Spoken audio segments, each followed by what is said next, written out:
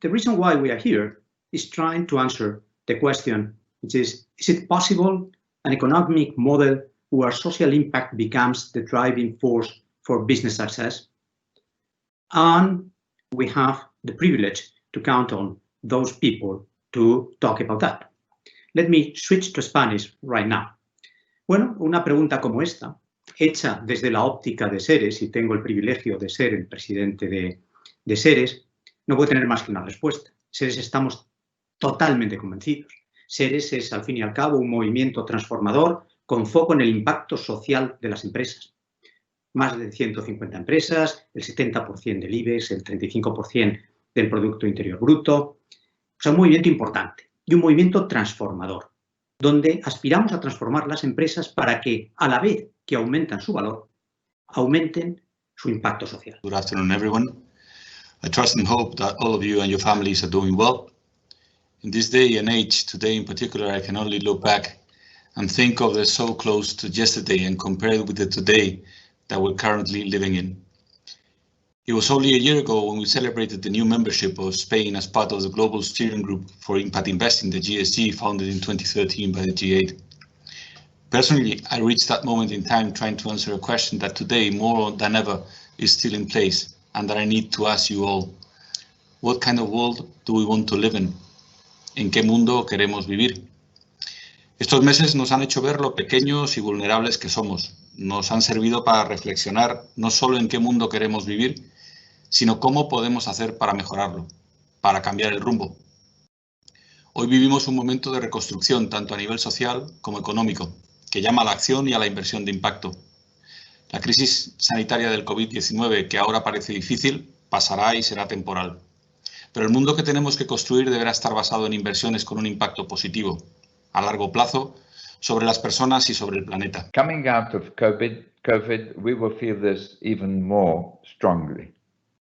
And it sort of lays the ground, I think, for a major change in business and investment. The world has functioned on the basis of risk return. And the world has done very well on that basis. Capitalism has brought a lot of growth and profit and improved immeasurable numbers of lives. But it has increased inequality. The question is, how can we cope better? And I think we have to consider that our system must change. The invisible hand of markets that Adam Smith wrote about at the end of the 18th century is not sufficient any longer. We have to take a step in the direction of bringing impact to the center of our economic system, alongside profit, keeping profit in check. Why do I feel that we have to shift from risk return to risk return impact? Because it's the way for our companies and our investors to bring solutions rather than to create problems. The question that everybody is asking is fine, but what impact is this 30 trillion really creating?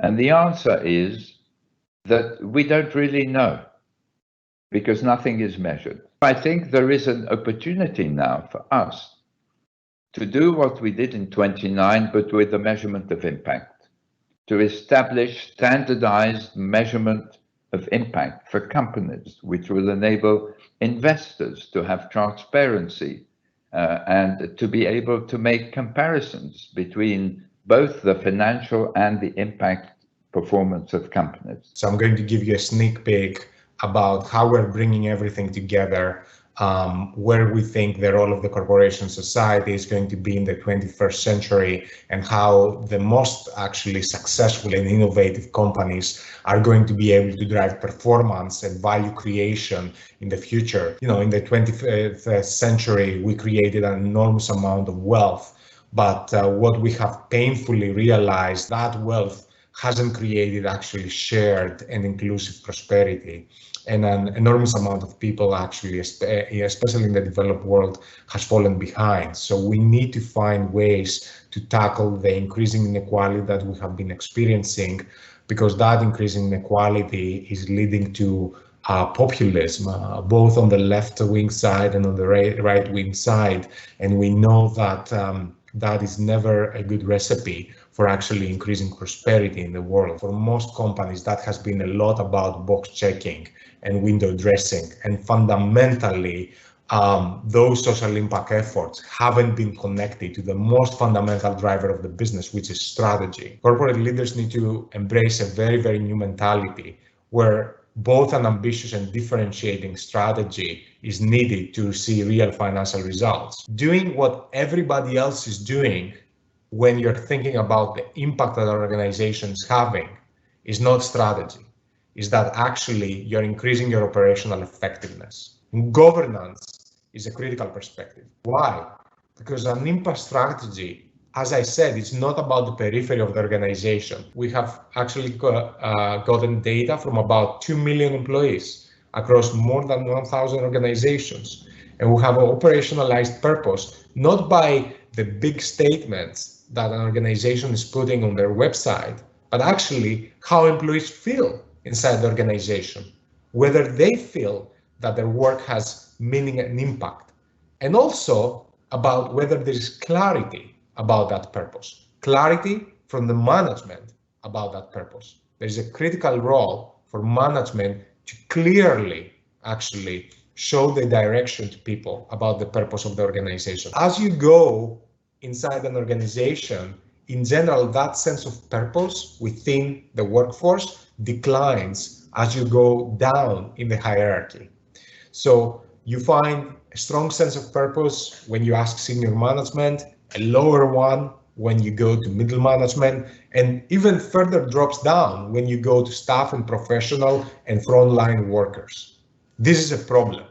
We have found that when that is the case in an organization, all of those efforts to integrate impact within the strategy fail. How do you get to a simple language that really talks about the performance, the actual impacts and the nature of those impacts on the world, rather than describing impact through intentions or through labels? So just as an example, in the asset management community in particular, I'm sure that many of you are familiar with framings like thematic investing, ESG integration, ESG investing, positive impact investing, responsible investing, sustainable investing. I could go on and on. There are many, many labels being used in the asset management community today to describe, in effect, what those investments are doing to the world. But the problem with those labels is that they are not agreed upon globally. So they're used in very subjective ways. And if we really want to move the money the way that Sir Ronald described to generate the level of change we need in the world, we can't have investments categorized on subjective labels. The impact that you have on the world is not just based on the impact of the underlying assets that you're investing in. It's also based on what you do as an investor to enable those underlying assets to either change their behavior or grow. It's acknowledgement that actually the performance on those sustainability metrics is not, it's not just sustainability information. It's material for financial value creation. Not all of it, but some of it. And over time, one could argue that a lot of it would become material for financial value creation, which is this recognition that the performance on some of these sustainability metrics are actually something that can be valued in financial terms and recognized on the balance sheet of a company. Would require a change in public policy. It would require governments to go outside of the current mandate of financial accounting of the IFRS and actually produce an additional set of accounts. And it would have to be done on the acknowledgement that investors want information across financial, social and environmental value.